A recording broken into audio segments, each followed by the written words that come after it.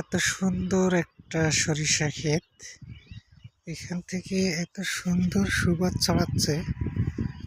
বাতাসের বিপরীতে দাঁড়ালে এর গন্ধটা এত ভালো লাগে যা আপনাদের বলে বোঝাতে পারবো না।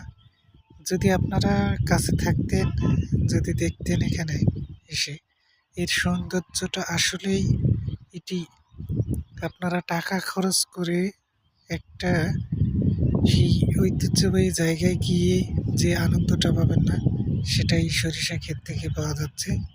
এখানে আসলে বাড়ির আশেপাশে থাকে জন্য এত সুন্দর করে কেউ এটি চিন্তা করে না। আসলে একটা সরিষা ক্ষেত থেকেও যে এত সৌন্দর্য পাওয়া যায়, এত সুন্দর, এত গন্ধ, এত রূপ। এই যে রূপসী বাংলা আমাদের যে এই বলা হয়, তার একটা জ্বলন্ত উদাহরণ এই সরিষা ক্ষেত। বিশাল মাঠে অনেক সরিষা ক্ষেত রয়েছে, চারদিকেই সরিষা ক্ষেত। এখানে সরিষা ক্ষেত আছে, আরও সরিষা ক্ষেত আছে, এই দূরে দেখা যাচ্ছে, আপনারা দেখতে পারবেন এই সরিষা ক্ষেত, বিশাল সরিষা ক্ষেত।